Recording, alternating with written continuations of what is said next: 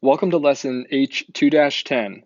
Today we're going to focus on classifying functions as even, odd, or neither.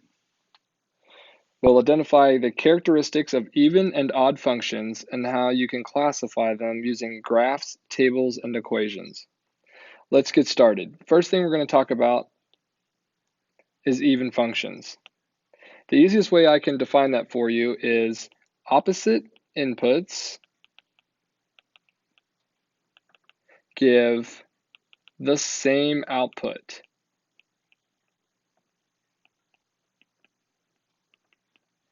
Okay, so when you think about opposite inputs give the same output, think about what that means, right? These are just some math terms, and we're putting them together. We know that opposites, for instance, we could say two opposite numbers would be like 1 and -1. Those are opposites. If we're talking about inputs, that means we're going to be putting them into some sort of function, right, as our x values, and then we'll have the same output, which means the answer or the y values will end up being the same. For instance, if I said f of -1, if I input -1 into function f, and my output was, let's say, 1, that means if I took my opposite input, which would be +1, and I substituted into whatever the function is, my output would also be 1. So our opposite inputs being -1 and +1 would give us the same output, 1, in both of those. And today what we're going to look at is which of our parent functions that we've been looking at in class are even functions. The first one I'll give to you here, okay, we're going to start out with our y is equal to x squared. We know that that is our parabola that opens up this way, and it goes through the origin. And our table for our parent graph looks like this. Usually we throw like -2, -1, 0, 1, and 2 in as our inputs, and we get our outputs as, well, -2 squared is 4. Okay, now if we look at the opposite input, the opposite of -2 is +2, and we plug in 2 for x, we also get 4 out. So there is a prime example of when the opposite inputs give you the same output. Same thing happens with -1 and +1. We get 1 as our outputs. And then we still have 0 there. That's our vertex. It doesn't really have an opposite to work with. Okay, so you can see there how the opposite inputs give us the same output. You can also see it on our graph, right? If I took, let's say, +1 and I plugged it in, my output we said is going to be +1, which gives us the point 1, 1. If I took -1 and I put it in, my output would also be +1. So we have that -1, 1. Okay, these functions should have symmetry right across the y-axis. So if you think about your y-axis here, right, they should have a reflection directly across the y-axis. Let's add that to our definition at the top. Let's say these are reflections across the y-axis.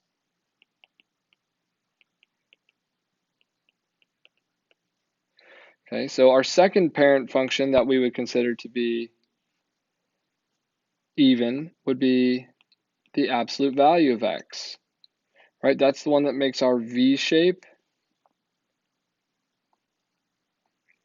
And when we're dealing with just that parent graph and the table, we can see that our opposite inputs give the same output. So we have, let's do -2, -1, 0, 1, and 2 again. And we know when we put in -2, we get 2 out. And the same thing when we put in +2, we get 2 out. And -1 gives us 1, +1 gives us 1. So our outputs, right, for opposite terms are the same. All right, so that's our second one. You can still see the symmetry across the y-axis, and that's just because that one so closely looks like our square root function, not our square root function, our quadratic function there. Good Lord. All right, let's move on to the next one. The next one's a little weird probably for you. Let's say we put y is equal to c, where c is any constant term. Remember, that means that the number is going to just be the same all the time, like y equals 2. If I put in y equals 2, we know that we would have a horizontal line that went across here. Right, so every input is going to have the same output. We don't even really need to put a table on there, just know that a horizontal line would fit that description as well. All right, let's move on and let's talk a little bit about odd functions. For odd functions, we're going to say that opposite inputs give opposite outputs. So opposite inputs give opposite outputs. So for this one, we're actually just going to jump right on into this. Let's say I give you the function y is equal to x to the third power. So our cubic function. If we think about our table for a cubic function, when I plug in -2 into that function, I get -8 as my output. When I plug in the opposite of -2, which is +2, I'm going to get the opposite output that I got for my -2, right? So if I got -8 out for -2, that means I have to get +8 out for +2. Okay, or let's say you had here, let's say you put in -2 and you got +8 out. That means if you plugged in +2, you'd have to get -8 out. So our outputs are always going to be opposites. And then we say -1, -1. So the opposite of that would be +1. And then we have 0, 0. If we plot those on our graph, remember it makes that shape that looks like this. Here's 1, 1. 2, 8 would be up here. We'd have a point at -1, -1, and then -2, -8 down there. So it makes this curve just like that. Now, when we think about that, okay, some people describe this in different ways. One of the ways we could think about it in terms of the transformation that's happening is we could say that this might be a reflection across the y-axis and then across the x-axis. So we could say it's a reflection across both axes.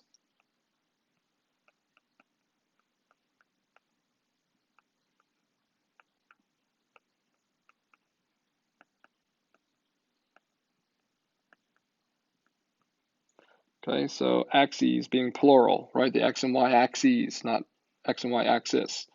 Okay, and then we've got another way we could describe it is if we looked at it as a rotation about the origin. If we started here and we rotate it around, right? That would be a 180-degree rotation about the origin. So let's add that on here as well.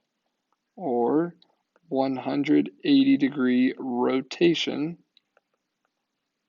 about the origin.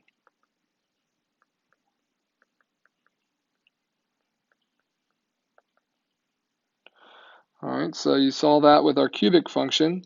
And our next function that we've studied that you could see that would be y equals x. Think about that for a second. It's just our line, y equals x. It runs right through the origin and has a slope of 1. But it does fit that description where we could reflect it across, right? We could reflect it across the y-axis and then reflect it across the x-axis to get in the same spot, or we could say that's like a 180-degree rotation about the origin as well.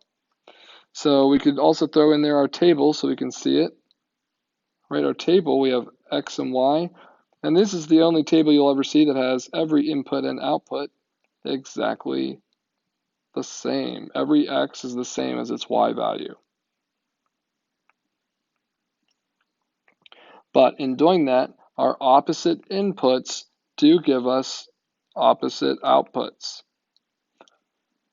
Then we got one more here that we've looked at so far this year, and that would be our rational function, y equals 1 over x. So remember, normally you would have a hyperbola that with asymptotes running on both the axes. And we'd have a curve right here that runs right along, goes through the point 1, 1, and then curves and goes right along the asymptote on the x-axis. Same thing down here. We go back 1, down 1 to -1, -1, and then it would run and it would curl, hit there, and then go along the other asymptote there. Okay, so that one would also fit it. If we're looking at the table for that one, we'd have our x and our y, and we'd say, let's just throw -2, -1, 0, 1, and 2 in there again.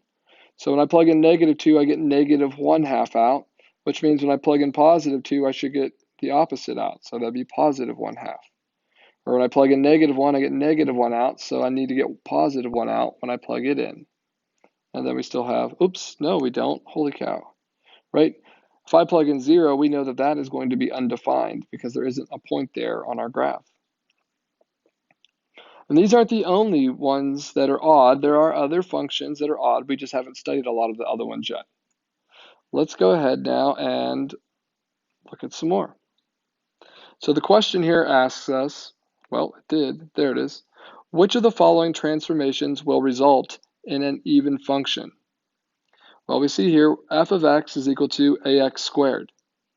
Right, we already know that f of x equals x squared is even, right? That's on the other side of our paper. But what happens if we apply a stretch factor to it? And for that, I'm going to get out my Desmos graphing calculator here.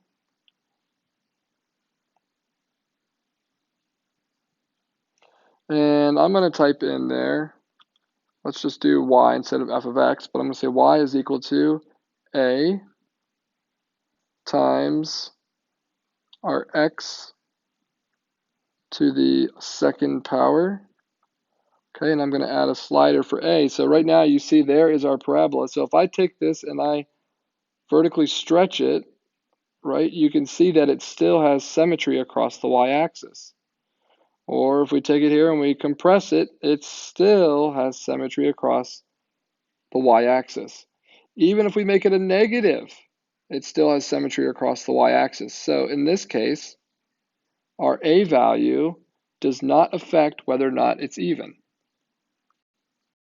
So this one will remain even.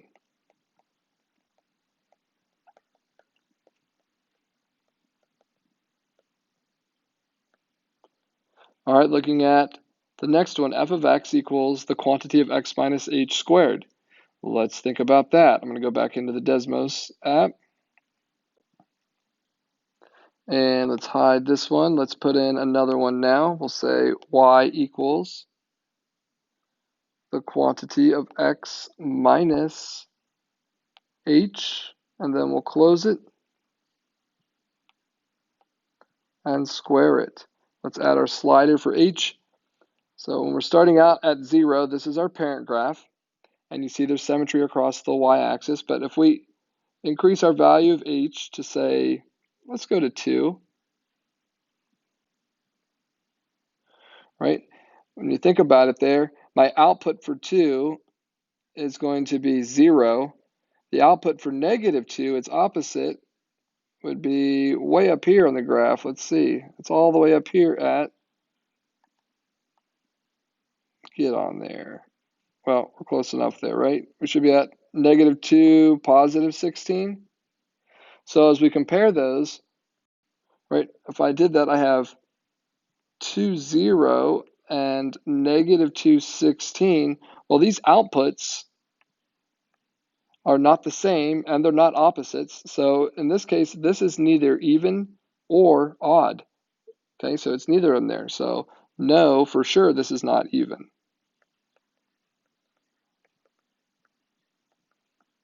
So we cannot move our even functions left and right. They will not stay even. Well, what about if we move into the next one where we have f of x equals x squared plus k? Think about it before we do it. If I slide my parabola up and down, will it remain even? Let's jump in here and try it. Let's add one on here. We'll say y is equal to, we have x squared, and then we're going to just add our k value. We'll add our slider for k, and watch what happens. Right, we still have symmetry as we move it up and down. Right, our opposite inputs still have the same output. Therefore, we can say that k is going to affect whether or not it's even.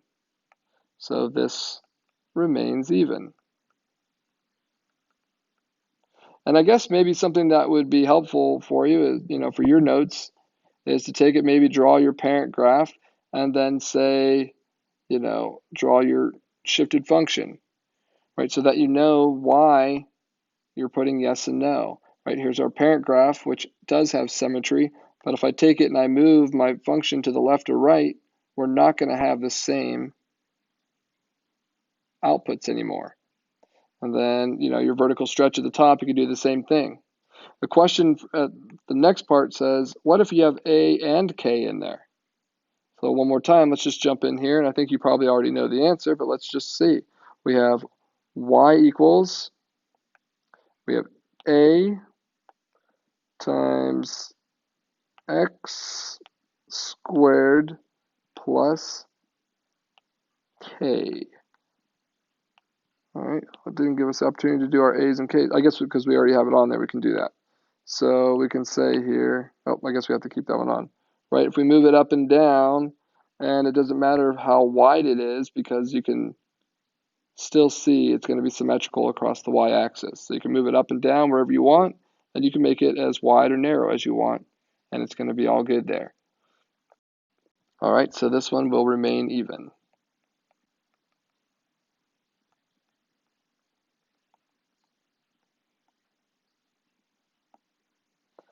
Now, we didn't put the odd functions on here, but I'll let you think about that, right? With our odd functions, think about the 180-degree rotation about the origin, right? If I have like a cubic function here, right, that's odd, if I took it and I transformed that function by sliding it, let's say, up, does it still have, rotational symmetry there about the origin? It does not. So k does not work for that, right? K won't work. And then if you moved it to the side horizontally, does it still have rotational symmetry about the origin? Actually, that's not a very good one. Let me move it over. There we go. It does not, right? So then we can't use h either. So the only thing that we can actually do with our odd functions is put our a value in. If I stretch it or compress it, it will still have rotational symmetry about the origin. So the only thing we can do for our odd functions is stretch it or compress it to keep it odd. And now let's go down to the very bottom. It says prove the function is even, odd, or neither. What we're going to do is we have f of x equals f of the opposite of x, or negative x. If I gave you this statement and said f of x equals x squared minus 9, if we're trying to figure out if it's even, odd, or neither, we're going to take it, we're going to plug in the opposite input, which is negative x. When we do that, we need to plug that into our function as well, and you need to make sure that you're putting parentheses around it. If you don't, you're not doing it correctly. Now let's just simplify it. A negative x times a negative x is going to give us a positive x squared. We'll bring down our minus 9, so we have the opposite of x when plugged into the function f gives us x squared minus 9. Well, you'll see that statement here, and you'll see it right here, which means we're getting the exact same output. So this function is an even function.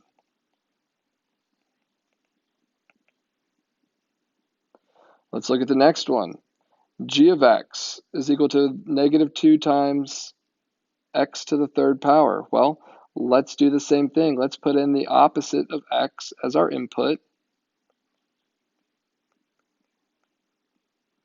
When I do a negative x to the third power, right? That's negative x times negative x times negative x. It's going to give me a negative x to the third. We'll bring down our negative 2, and we're still multiplying those together, right? So now when I do a negative times a negative, it's going to give me a positive. I have an output of 2x to the third. So when I put in the opposite input on this one, I get the opposite output. What does that mean when we compare negative 2x to the third and positive 2x to the third? Well, that means this one is going to be an odd function.